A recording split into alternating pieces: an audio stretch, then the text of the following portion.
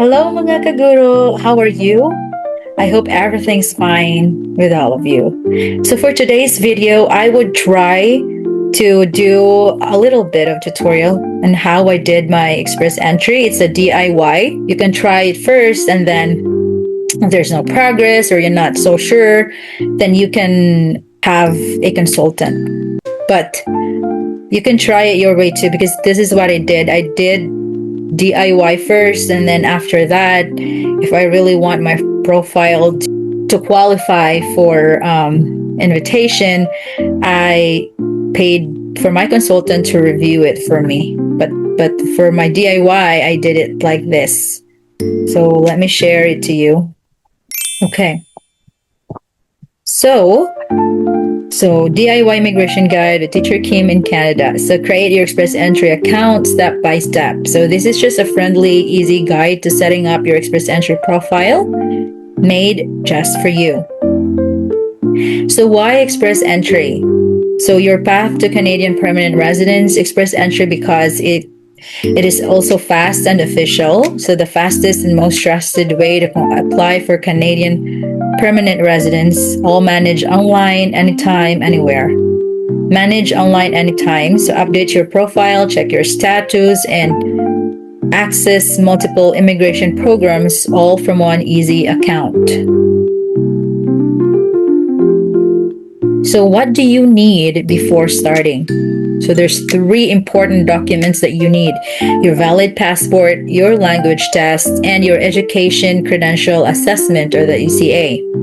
So for your valid passport, make sure your passport or travel document is valid and up to date before you begin. It is a must. And then for your language test, have your IELTS or CELPIP general, not academic, results ready. Official language scores are required for your profile, which is very true. Then for your education, you will have your ECA, get your educational credential assessment completed by an approved organization. Mine, I use West for mine. So now what's the step 1? You need to visit the official website. So how to get started? Open your browser and go to the official Government of Canada website. Make sure the URL starts with https colon and the 2 flashes and shows a secure padlock icon. Never use an official or third-party site. So let's do that. Okay. So and then after that, we need to create your profile. So let's do that first. Let's go to the website first. So now in your browser, we're going to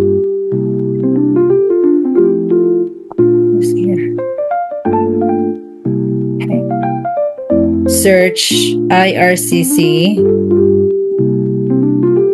So for mine, I just search IRCC login.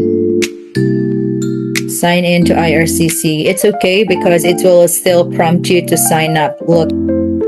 So this is what you're gonna see. You have a sign in and create account. So of course, you register for an account.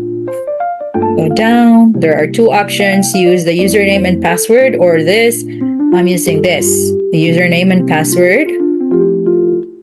So there's again 2. You need to sign in if you already have, or sign up. Of course, we're going to sign up. And then after that, you're going to read the terms and conditions of use. You can click those links and then click I accept. And then you create your username. So mine, let's say I created Teacher Kim .26 for mine. So look at the username checklist here. This is what you need to do to follow. Never mind that French character if you don't want. You can just do it like this.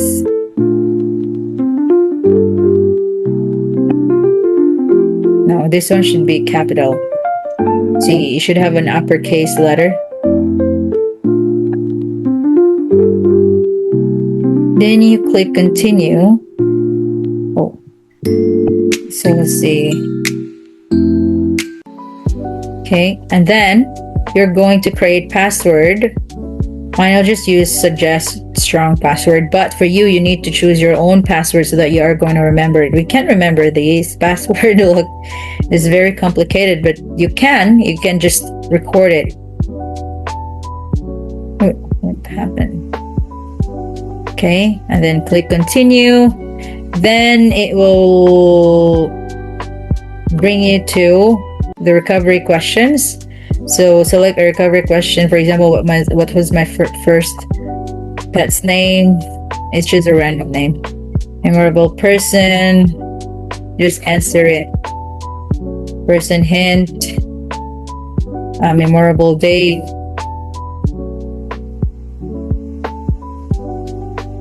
Birthday. Just like that. Let's exit this one out. Okay. And then after that, you're going to click continue. And it will write you here. It will write you here. Look, optional account recovery. So it's up to you. But for me, I'm going to skip it. This is like when you forget your password, you have like another account recovery options. And then after that, so here they're gonna say you have successfully created your GC key. Your username is that.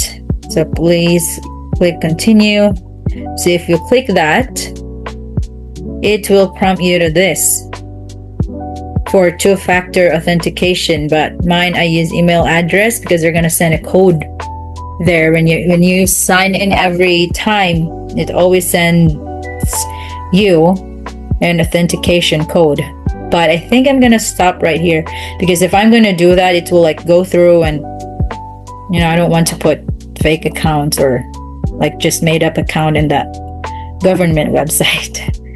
So yeah, that's the first step. And then after that, so we did this one, sign up and verify. We did that. We create an account. We fill in your email when you continue it, create a strong password and confirm the verification link sent to your inbox. Next, we did the security questions too. So choose your security questions carefully to keep your account safe and recoverable anytime.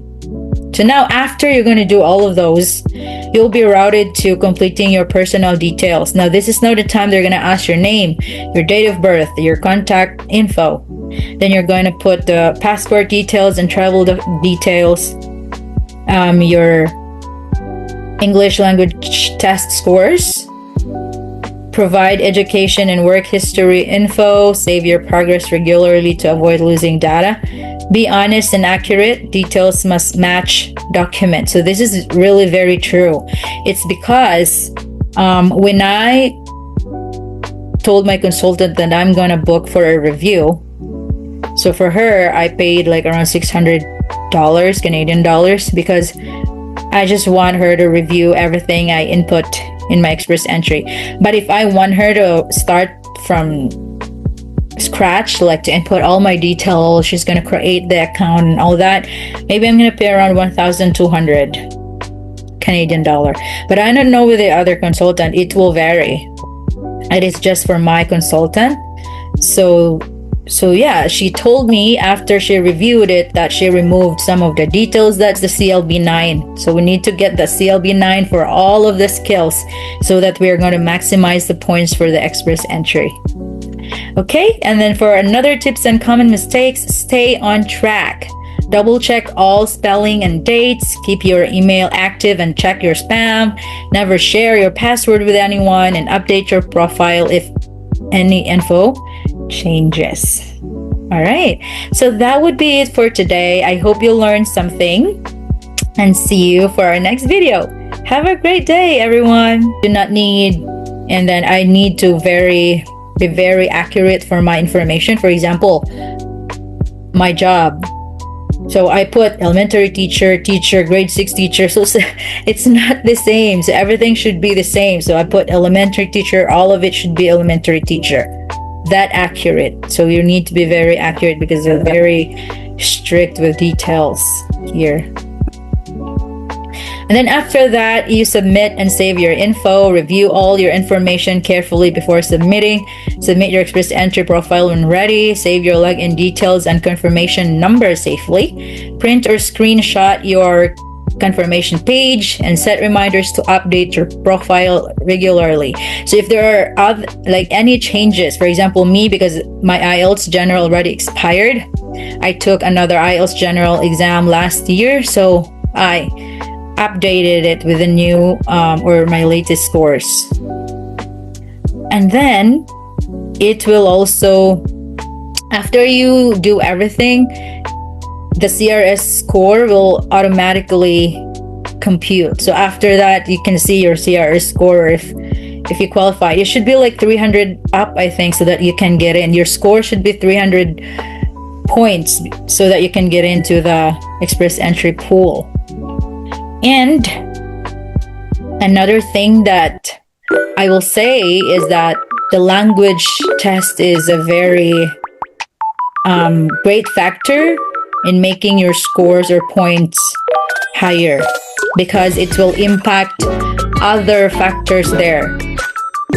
So the higher your score, the higher your points will be, because it will impact your education and your foreign experiences because of your language score. If you really want to nail it, you need to aim for the